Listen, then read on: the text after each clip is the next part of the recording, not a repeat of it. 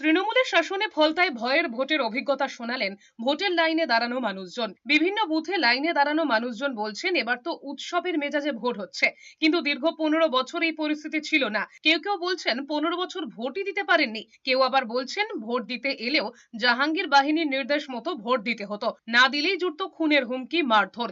বুথের ভিতরে বসে থাকতো তৃণমূলের গুন্ডা বাহিনী, ইভিএম এ লাগিয়ে দেওয়া হতো টেপ, সুগন্ধি। ভোট দিয়ে বেরোনোর পর হাতে সুগন্ধি রয়েছে কিনা যাচাই করা হতো। বুথে লাগানো থাকতো স্পাই ক্যামেরা, কে কোথায় ভোট দিচ্ছে নজর রাখতো জাহাঙ্গীর বাহিনী। এখন যে ভোটটা দিলাম খুব সুস্থভাবে ভোটটা দিয়েছি, এখন খুব ভালোভাবে। আমাদের বাড়িতে গিয়েছিল, বলছিল যে ভোটটা এই মিটিং এ আসে যাওয়া হয়নি, আর ভোটটা যেন ঠিক জায়গায় দেওয়া হয়, ভোটটা অন্য কোথাও না যেন করে, এই কথাটা বলে।